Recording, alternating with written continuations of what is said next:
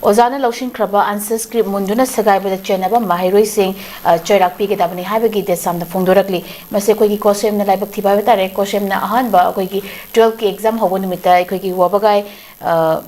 Wabagai Higher Secondary School da Kogi extra matam hapu Hiba Yadi Hibagi Damokta Ozana Loshin Graba Kogi answers paper Mulaga Shagai Baki Matas Yam Whitaba Todo ni Habitat Masimatang Zosa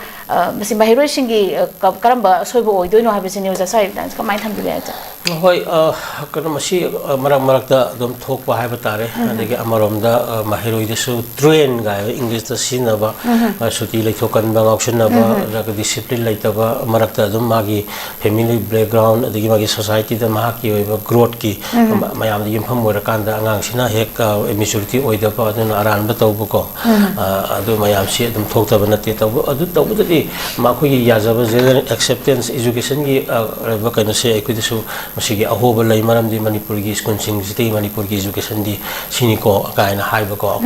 yamna chakotpani aduga mahiroi singa sigi kanam chat bebana sini adagi satra go jaga leina gadu marini sini aduga kana staff ko jaga leina gadu marini satra gi mathong na sini adagi jagi mathong na sini kaina haibasida yamna high discipline oibagi kano ga se thak se koi manipur da khajing kan ngangna budi hore eko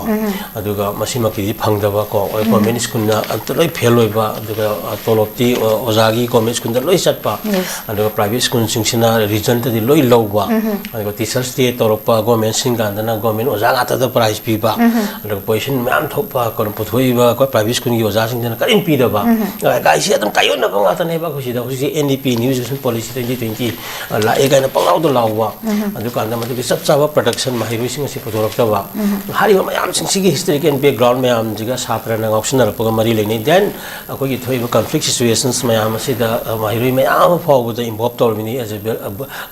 village volunteer, and then Suti and Tadokiva, the Giri Mahikamdava,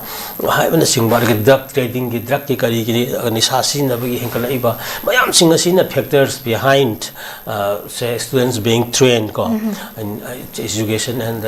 this couldn't attendance the Lapogi Maram Su Oi. Adu Amabu Ere, Iskungi discipline, Asumba. Aduga magi niyom tawum topa adi examination amagi manungda yamna asengba laisang ni khalakanta akhang bakhara sing madugi sangyeng tawbududa madu nam thak tawgani haina akoi tawbuse mase phate aduna mase mahiroi sing adu matung tawdana ba adum phajana har kar matung tholoktana ba oiba adugi wakhalon dani hojik kar mahiroi lupsing honari base ko maramuduna aina apin tawjeningi maramdi yari makai all round development amakak akoi yengsi aduga mahiroi phamatam da school Pabasangi was up Pabasangi, staff Pabasangi, a parent Sangi Hosiki, Kera counseling show, and over immersing Kanoma, Kodamina, Yamawang, Sangna, Topalam, the Sakra, so I go to Kera counseling Hosiki, and Kara, I am a Simok shop of Nico. And my Todana, then Piari Zukesan Giga, and Nangasagi, Ozana, Satrata Tapanatava, we train, extending the Magma Punching Omana, basing the Tapo Kopagi, Batonganba, systems in the taught teachers of trainers,